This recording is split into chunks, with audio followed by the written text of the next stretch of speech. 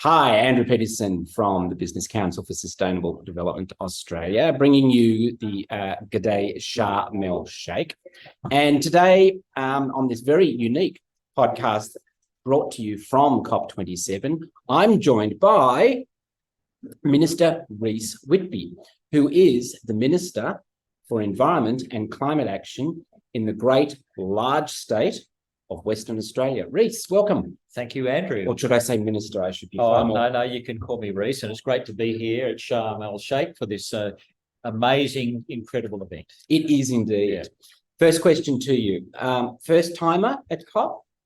It is. It is the first time I've gone to a COP, so I have no comparison. Yeah. But people tell me this is probably more vigorous and vibrant than perhaps previous COPs. Oh, absolutely. You have been well informed on that particular score. And with that, what's been your first observations around this amazing jamboree? Look, it is a jamboree. In many ways, it's like a trade fair or an expo, which surprised me because I envisaged a rather formal, procedure-dominated event.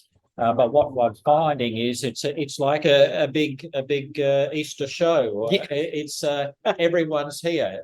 Yesterday I saw a giant blow up teddy bear. Yes, promoting nuclear. Yes, which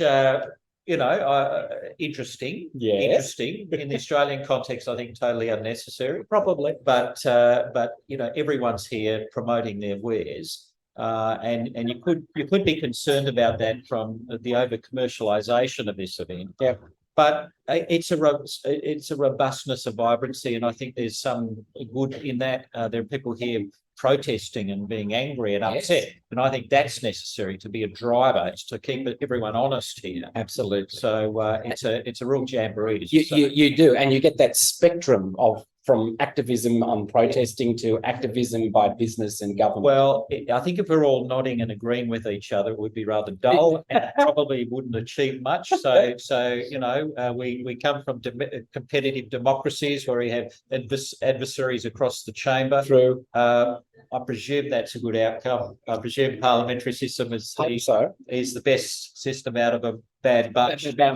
Yes, and so COP is a bit like that. Yeah, I think you're right.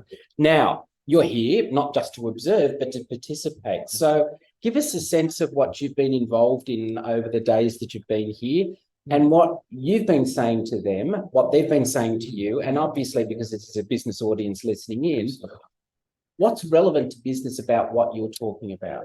Well, in terms of my meetings, and I've found I've had incredible access. So I come to this place as a state government minister, not a national minister, but a subnational jurisdiction, a province or a state government representative. Which has an important climate action plan in place. Absolutely, and a critical state in Australia in terms of climate action. But what I've found is the accessibility to senior ministers.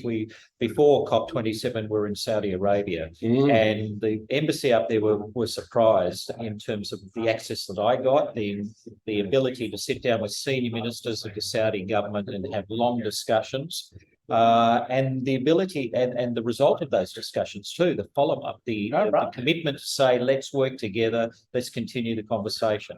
And likewise here in Egypt. I've just recently in the last half hour, I've met the Minister for the Environment in Egypt. I've met the Water Minister, I've met the Agricultural Minister. I'm about to meet another minister, this time from Canada, from the province of Alberta. Oh, wow. And again, similarities with Western Australia. Yes. So slightly colder. Well, not climate-wise, but in terms of oil and gas. Yes. But what I'm finding is that it's almost an opportunity to engage in government-to-government connections in terms of opportunities for trade, knowledge sharing, that I didn't think, I didn't count on having that much success, quite frankly. Right. But I come here as a state government representative at a world body with many leaders. You had the president here yesterday. Yeah. The United States, and yet the accessibility and availability of senior ministers has been very impressive, and I think we've got connections made that are very promising for the future. It's fantastic.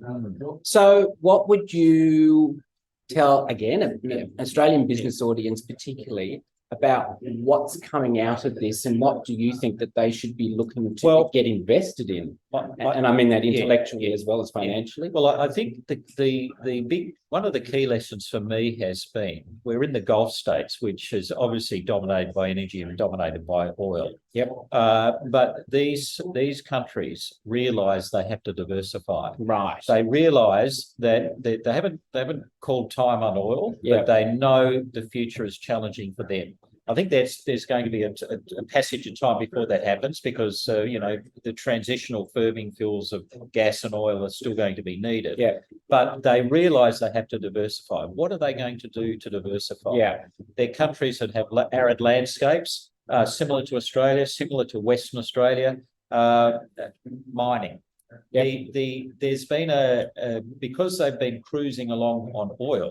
They don't know what else is in the ground. What are the other critical minerals? What are the commodities? What can they mine? Right. They don't have the expertise and the knowledge, but perhaps to the extent that Western Australia and Australia does in exploration, extraction of those commodities in the ground. Geoscience Australia is one of our great resources. Therefore, they've got opportunity. Yeah.